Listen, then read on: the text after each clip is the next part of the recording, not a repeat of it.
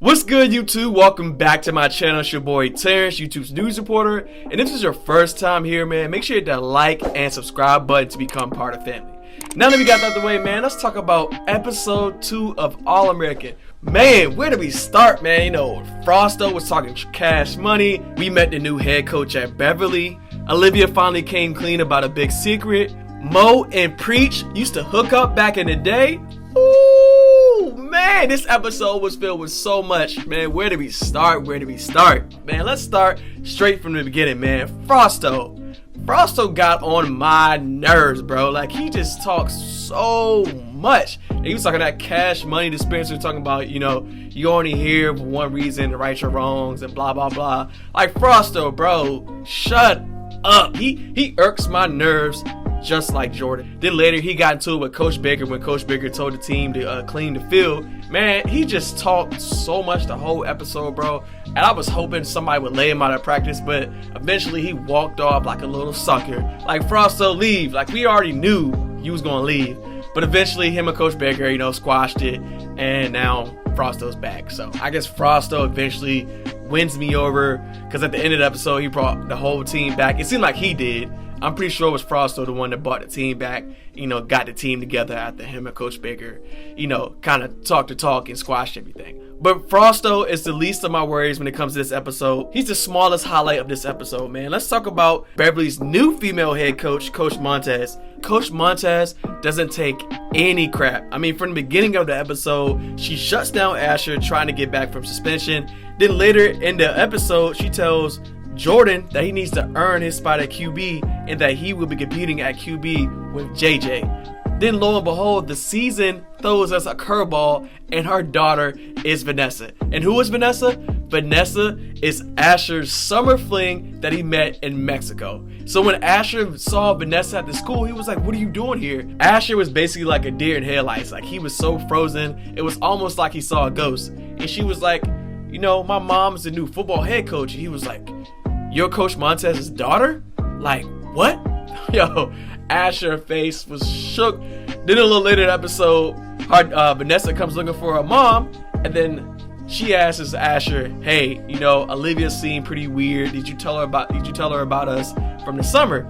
And Asher was like, nah, man, I didn't tell her. And she was like, okay, cool, I won't tell her either. So Vanessa seems pretty cool. I don't know how comfortable she is with being a side chick, but I feel like either she's comfortable being a side chick or she's just gonna burst, you know, Asher's world. But you wanna know the crazy thing about this whole situation? Everyone's relationship is very messy. So Asher cheated on Layla with Olivia, then Layla cheated on Asher with Spencer, and now Olivia has cheated on Asher with Spencer, you know, supposedly, but we know she cheated, you know, on Asher with Spencer. And now apparently Asher cheated on Olivia with the new girl, Vanessa. Man, All American is messy as hell, bro. Everybody is sleeping with everybody. Like, this is typical high school stuff. Nobody is loyal to one another, and I just don't understand how everyone is still friends. Like, no, like, you cheated on me with this person and I cheated on you with this person. How are all of y'all still friends? I just don't get it. Now, here's another curveball. A little later in the show, Olivia comes clean to Layla that she knows about Asher cheating on her with Vanessa. She says she's tried to surprise Asher over the summer by flying out to Mexico, and lo and behold, she saw Asher and Vanessa in the water doing the damn thing. So Olivia was hurt, but she said she's not going to say anything to Asher. She's going to, you know, hold her peace. So I think that's going to blow up in her face a little later. Either she's going to, you know, get drunk, or she's going to get in her emotions and spaz on Asher, or she's going to catch Asher and Vanessa, you know, probably hooking up again or something. I don't know. Who knows, man, with this show. This show throws so many curveballs at us. And speaking of another curveball, man, let's talk about Mo and Preach. Who would have thought they had history? So when Preach found out that Coop didn't actually get him out of jail, and it was actually Mo, he goes to confront Mo. And then Mo and him talk about their history together. And Mo talks about how she didn't know that, you know, her brother was terrorizing so many people and hurting so many people she really cared about, including Preach. And she was touching on his chest and all this good stuff, saying she still cares about him, you know, and they still have history. And I was like, whoa, never would have thought Mo and Preach hooked up. And my jaw was on the ground watching this. I was like, what?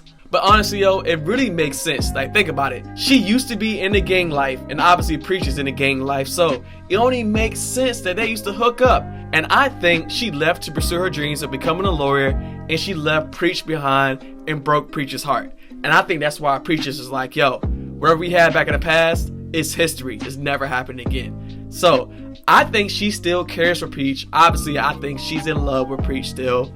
And Preach is still he's hurt. But you know, he's a thug. You know, thug don't show no emotions. So that's just me. That's my thought on that. And that's what I really think. But let's move on to Spencer, Chris, and Darnell, man. They have a whole weird situation. Like, they have a whole brotherhood. But you can tell that Spencer is in the middle between Chris and Darnell. Obviously, Darnell lives with Spencer. But clearly, Chris is Spencer's A1. You know, they grew up through their kids.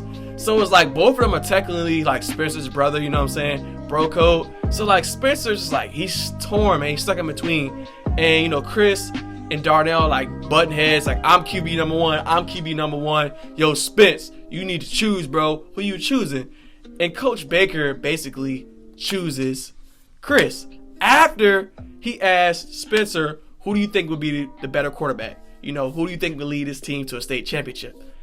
And Coach Baker chooses Chris after Spencer told him, actually, we should go with Darnell. Darnell's the better quarterback.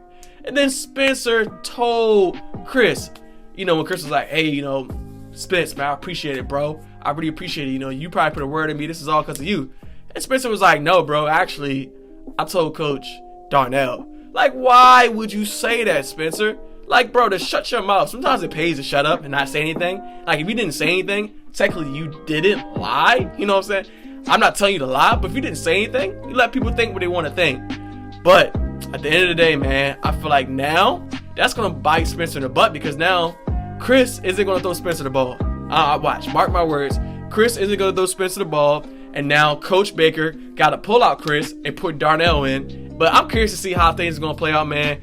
It's a lot of different things going on with Coach Baker, because Coach Baker is struggling. He has zero funding, so basically he's donating all his salary to make sure that the team has jerseys, equipment, you know, etc. But he's doing everything he can to make sure this team succeeds.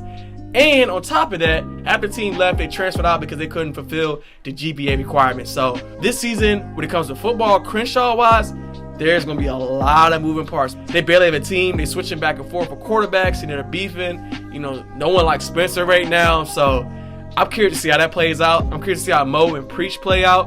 I'm curious to see how Olivia and Asher plays out. I'm curious to see how the new coach, the female head coach at Beverly plays out. Man, listen, all I can say is that's how you follow up to a season premiere, man. Episode 2 did not let us down, man. It did not let us down. Episode 3 has to be even better, man. Even better.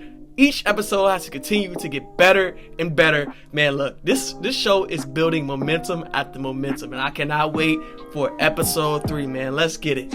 As always, guys, if you like this video, please give it a thumbs up and subscribe, and make sure that bell button in the corner to get notified of my videos published. Also, man, hop in the comment box, man. Let me know your thoughts on episode 2. Until next week, guys, I'm gonna catch y'all later.